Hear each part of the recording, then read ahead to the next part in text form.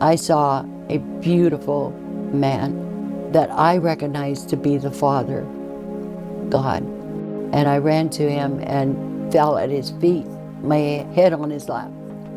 And he said, "You have a mission." My name is Betty J. Eady. I am 78 years old. I went in for a routine hysterectomy. And it was during or after the hysterectomy that I actually experienced my death.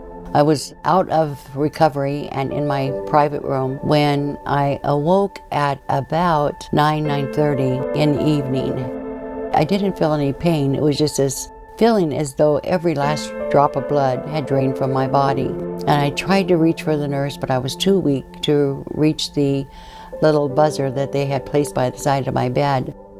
I then felt this sensation coming up from my feet, a numbing type thing. And then all of a sudden, I felt a movement in my chest. And then there was a sound like a pop.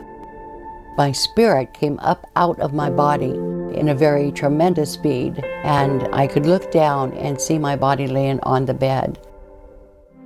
At my physical body lying on the bed, then I knew that I had died. And I thought, oh my God, I'm dead. I don't know how I died, but I'm dead. Then suddenly appearing by the side of my bed were three ancient-looking men, ancient in that they were old, but they were beyond old.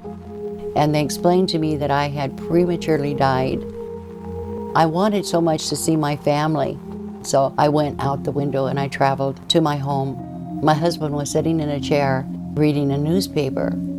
So I went over and stood by him. And I felt concerned that he didn't know I had died, and neither did my children, and I worried about them.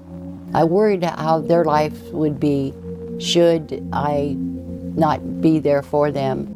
Then I went back, traveled quickly back to the hospital bed, and was drawn into this immense tunnel. There was sound, there was music, there were chimes. It was extremely relaxing, very comfortable. And I went through the tunnel, into the tunnel, and traveled into this black space. Then suddenly I saw a form at the very end of the light.